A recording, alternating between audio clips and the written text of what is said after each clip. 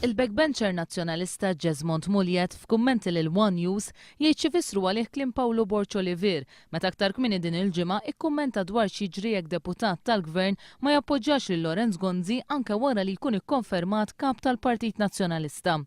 Jesmond Muljet jgħid li f'każ li Franco De Bono jaspira li joħroġ għall-elezzjoni li jmiss, din l-aspirazzjoni tista' tkun ostakolata jekk ma jappoġġjax lill-Prim Ministru. Dan il-mod ninterpreta dak li qal Paul Borċoliver minn huma wieħed irid jara l-konsegwenzi tal-azzjonijiet tiegħu.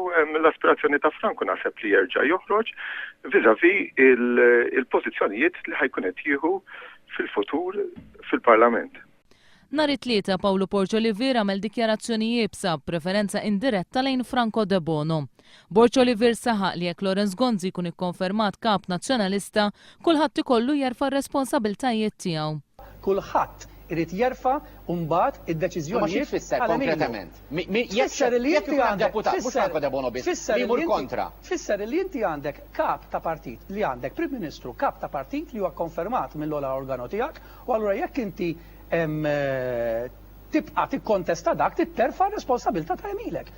Muljet jgħid li arma li jista' juża partit meta deputat ma jimxix mal-linja tiegħu hija dik li ma jħallihx jikkontesta l-elezzjoni ġenerali fi ħdanu. Jista' jkun li Franco De Bono għandu aspirazzjoni li jerġa' joħroġ. Jekk irid jerġa' joħroġ, irid ikun approvat mill-partit.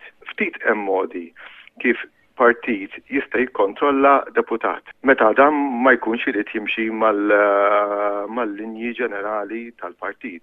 Ħlief li mbagħad meta tasal l-elezzjoni, jekk dan ikun jerġa' joħroġ, ma japprovax il-kandidatura tiegħu.